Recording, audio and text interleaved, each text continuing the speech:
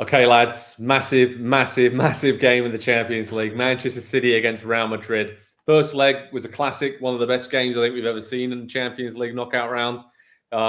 Great goals all over the place. More of the same in the second leg, please, right, Nick Mendola? I think from the goals, from the quality, from the superstars, but we're probably going to see a very similar style of game. Is that fair to say?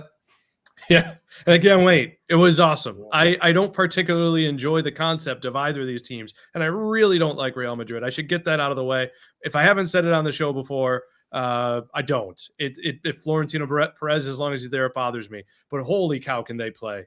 And Vinny Jr., for what, by the way, for constantly being under the microscope, being racially abused, arguably, seemingly every other week in a manner that is somehow being, I don't know, it just keeps getting worse. He just shows up every game. He was so good against a very good Manchester City back line. And I can't wait to see what's next, because every single player on the pitch can do the dang thing. Like, there is not someone out there. You look at those lineups, everyone out there can. I mean, Valverde's goal is if you're naming the players who play in this game and you are going, 1 to 22, how long before you get to him and he pulls that out? And he's fantastic. I'm not saying he should be low on the list. I'm just saying you forget superstars when you're naming these two teams. It's true. Valverde, I was saying it earlier to someone that I think he's probably one of the most underrated stars in the world. I don't think I've ever seen him have a bad game at all. So, yeah, incredible strike to make it 3-3. That's where we're at, Andy, in this tie. And it just seems that it's just perfectly poised in terms of Real Madrid being excellent on the counter-attack and just so aggressive when they get those opportunities. But in Man City, the control they have of the game, I mean, they score some stunning goals through Foden and Guardiola to get ahead in the game. They struggle to control it, right? Pep Guardiola was talking about, we couldn't really control the counter. And that's been an issue for them all season long. I mean, can they actually stop these Real Madrid counter-attacks with Vinicius, Rodrigo, and then, as an Englishman, the great Jude Bellingham leading the way at the Etihad? It seems like this is perfectly poised in terms of a tactical battle. And it's just going to come down to these very, very small individual moments where we're going to see a bit of brilliance, right? Yeah, I love that the second leg is in Manchester, because the decisive with it level at 3-3, it puts both teams' best system, both teams' best style of play directly against one another. We know City's going to have a ton of the ball and the control, and we know what Madrid are going to try and do. They were even countered at home, and they had tons of success doing that. But they go away from home, and it's going to be even more so, leaning in that direction for them. And yeah, I have questions about the City back line. It's been, the personnel has been inconsistent all season. It's been 3, it's been 4, it's been Diaz, it's been Akanji, it's been Vardiol of the last couple of weeks only, and he has just broken out and really looked so comfortable in a way that he didn't in the first 3 quarters of the season.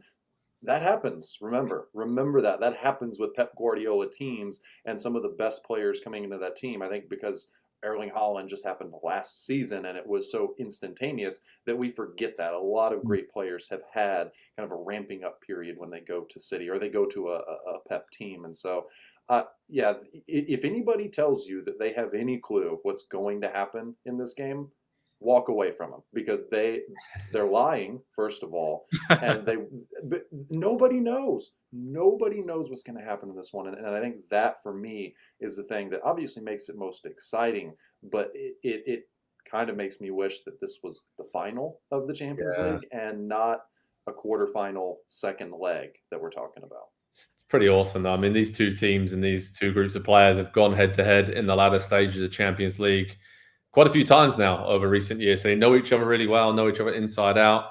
Nick, I think Real have a wonderful blend of youth and experience now, right? That's the way it seems. They still have Toni Kroos, Modric to come off the bench, Rudiger on the back line. But, I mean, Vinicius, Bellingham, Rodrigo, Valverde, we mentioned there. It just seems like they might have a little bit too much for City in those key attacking areas, especially with Nathan Ake and Kyle Walker being out, and John Stone's just kind of coming back in after injury as well. It just seems like I kind of leaning towards Real Madrid almost as the favourites from a situational point of view in this game. Like Andy said, being in Manchester, City having to control the game, I feel like there's going to be a couple of goals on the counter for Real Madrid to have it. I see that. I do. I see that. I feel it. I think the question, though, really is about one story that came out this week that blew my mind a little bit, because you don't see players speak like that. And that's Rodri saying he was tired and he needed a break.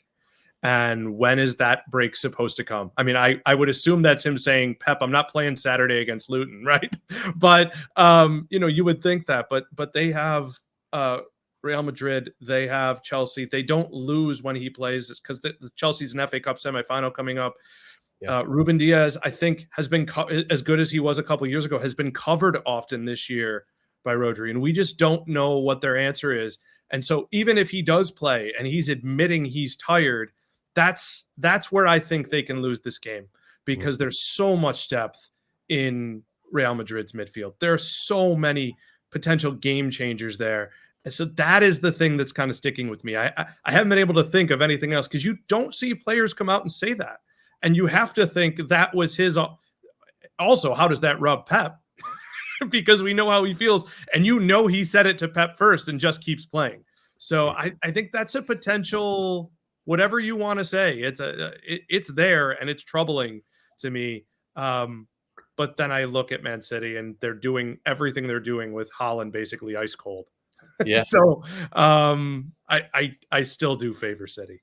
And De Bruyne being on the bench for the first leg as well, Andy. So right. I think him coming back in for this second leg seems almost inevitable, right? I mean, and him in midfield against what?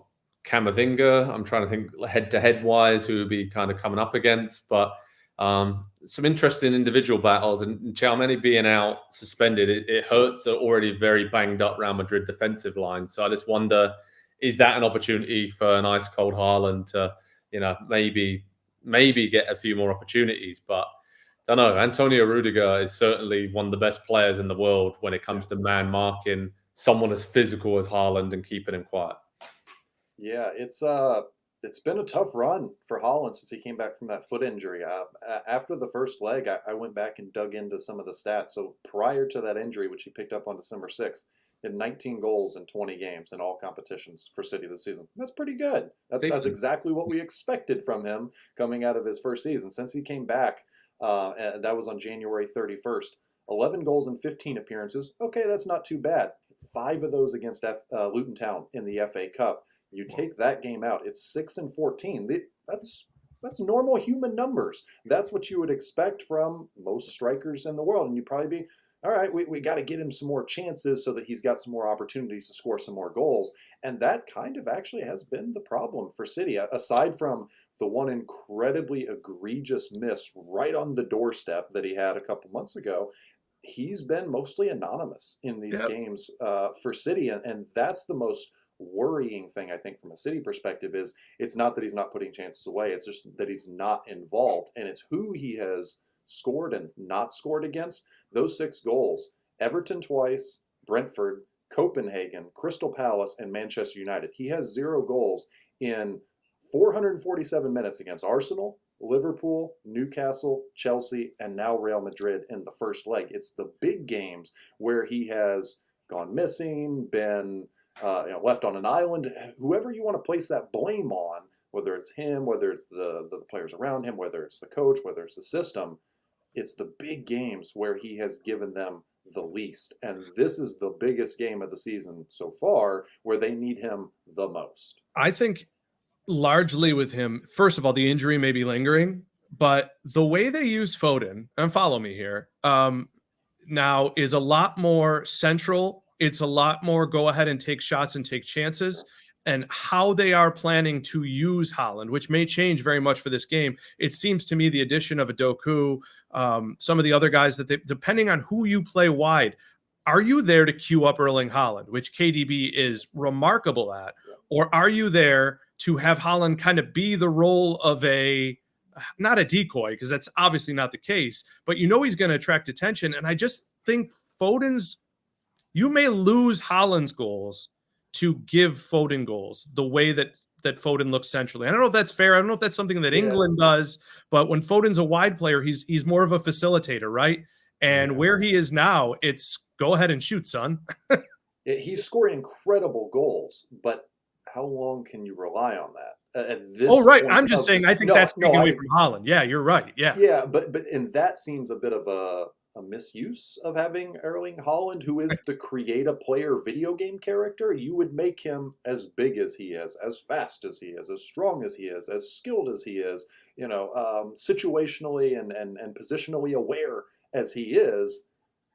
He's not a decoy, you're right, but it's kind of Phil Foden's team right now. And I don't know whether that was this is what we don't know. We don't know if that was by design or if that is just how things are playing out right now. But Phil Foden is one of the 3 or 4 best players in the world at this moment right now. Yeah, I mean, the narrative here in England was that, Foden has taken De Bruyne's place now, and do we need to speak about De Bruyne leaving City? And then he comes out and pulls out that great performance at Crystal Palace with a couple of unbelievable goals and assists. And just to remind everyone just how good I am, and I feel like a fired-up Kevin De Bruyne, second leg at home, Champions League quarterfinal against Real Madrid. He's got to start, and him and Foden starting together. I think that's what you have to do in this kind of situation where you need to win the game to go through to the Champions League semi-final. So it's intriguing. It's intriguing in terms of the way that both teams are going to approach this. Like you said, Andy, at the top, suits both of them down to the ground. City want control. Real Madrid are going to look to counter, plays to their strengths perfectly. Score prediction-wise, I'm going to go. I've flip-flopped a few times. I'm going to go 3-2 to Manchester City. I think it's going to be another chaotic game, but I think they're just going to have enough here to get over the line. Nick, coming to you first, mate. Sure, thanks. No, I'll take 2-1 for City as well. I think you're probably going to see a back 4, and you're going to see Foden and De Bruyne and Rodri asked to just, hey, one more time into the breach, man. So I think 2-1 there, all guns blazing, should be beautiful. Andy? Yeah, I'll go for a 2-1 as well. Just City? Who knows? I have no clue. I have no clue. That's a hell of a hedge. That I do. All right. Andy's going for one team to win a soccer game. Our producer, Efe, says that Real Madrid are going to win 2-1. And I did think about that. And that I'll take Efe's prediction for mine. All right. Yeah, it's good.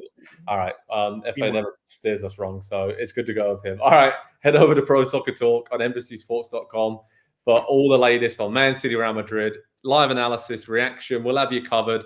It's an absolute classic of a Champions League quarterfinal. Cannot wait for this one at the Etihad. City, Real Madrid, superstars collided. Who's going to make it to the Champions League semi-finals?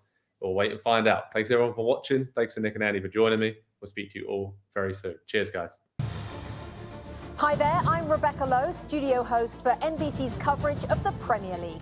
Don't forget to hit subscribe to watch more videos all season long. And for even more Premier League content, from original series to live matches, head over to Peacock. And be sure to tune in for Premier League mornings every weekend on USA Network and on Peacock. We will see you there.